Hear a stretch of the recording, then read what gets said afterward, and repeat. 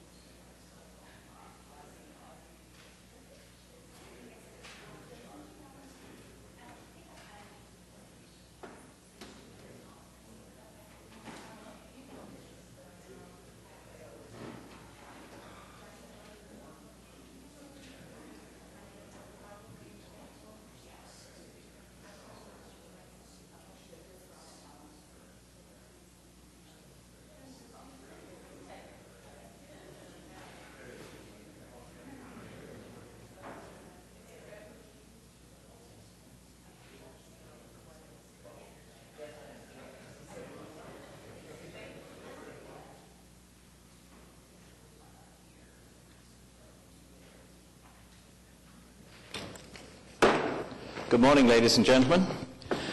Welcome to the April meeting of the Riverfront Design Committee. It is April the 2nd, 2015 at 9 o'clock. May we have roll call, please? Paul Dedman. Present. Anthony Blatt. Here. Brian Doherty. Scott Howard. Here. John Joyce. Don Kasperite. Here. Jillian Robles. Present. Richie Splitt. Here. David Yost. You have a quorum. Thank you very much. I'd like to change the agenda around just a little bit here. Today we have two new members of the committee. We have Jillian Robles, who is from Devon Energy, and we have Scott Howard, who's a landscape architect. So we appreciate your joining us and bringing your expertise to our committee. I'd also like to introduce Laura Griggs, who is with the planning department, who is also new. Welcome. It's nice to have you with us. First item of business is the approval of the minutes of our last meeting, which was way back in January the 8th, 2015. The minutes were in your packet. You should have had a chance to review the same. If anyone has any questions, corrections, otherwise we'll entertain a motion for approval. Motion to approve. Moved by Mr. Blatt, seconded by Mr. Yost. All those in favor? Aye. Motion approved. Next item on the agenda, cases withdrawn, there are none. Next, continuance requests, there are none. Item 5, consent docket, there is nothing there. Item 6, cases for individual consideration, 6A, case number SRCA-15-00003 at 1225 Southwest 2nd Street. Lisa? Thank you, Paul. Yes, this is proposed food truck park in Farmers Market, which looks like a pretty exciting project. We only noted two, in my opinion, kind of relatively minor things that might not meet the guideline. One is that the pavilion that's proposed is wood framed. Wood is not specifically prohibited nor specifically allowed in the guideline or the regulation. The regulation says that additional materials may be permitted on a case-by-case basis. And staff felt that mimicking the historic wooden arcade with the wood structure was appropriate for this area. And that follows with the guideline that the guideline was pretty specific in suggesting arched windows, tile roof accents, and stucco to mimic the Spanish mission style architecture. But again, because this is a freestanding pavilion, there's also architectural precedent for mimicking more of a rustic wood and metal structure. So we needed to note that, to call your attention to it, and staff recommended approval. We didn't see any other concerns. Good morning to you. Would you please state your name? I'm Bud Scott. I'm the project developer for the Farmers Market District, 311 South Klein. Just here to entertain any questions that you might have about our project. Okay, thank you. Anyone on the committee have any questions? I have just one minor question. I can see that you have heavy timber posts, heavy timber beams, or a built-up heavy timber type beam. Everything in here refers to timbers, but I could not tell, are your pre-manufactured trusses going to be made of a similar timber material, or is it going to be 2x lumber? I'll turn to my architect, David Wendling. Yeah, they'll actually be timbers. It's not going to be like typical house framing, so they'll be a lot thicker, and they'll basically mimic the timber. They might not be cedar timber. They'll be covered in cedar timber, but they will be the thicker beams that you'll... I think it's going to look great. I agree with staff comments. Would you state your name, please, just for the record? I'm sorry. My name is David Windling. I'm with Mass Architects.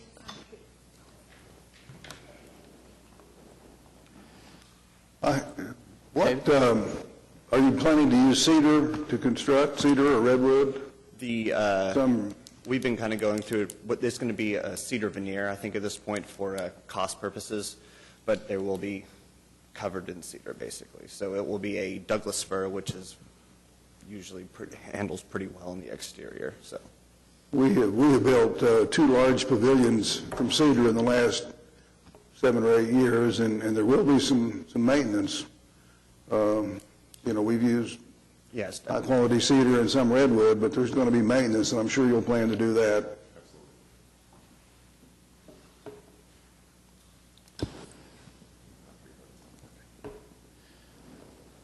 Any other questions? Any other comments from staff? Moved by Mr. David, was it who? Oh, I'm sorry, Mr. Casper. Second by Mr. Yost. All those in favor? Aye. Motion approved.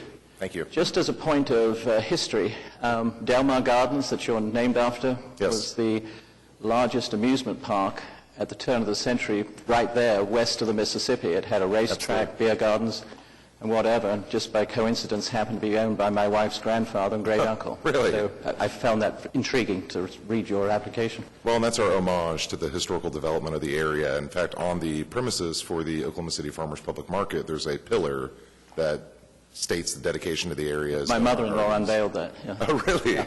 Very nice, very nice. Well, that's our way of basically recognizing the historical development of the area and trying to return it as a centralized food hub for Oklahoma, where we have retail, wholesale, production all on site with a little more entertainment like we saw at Delmar Gardens. Well, she'll be interested to know the names being used. Excellent. Well, I'm glad to make the connection. Yeah. Thank you. Thank you.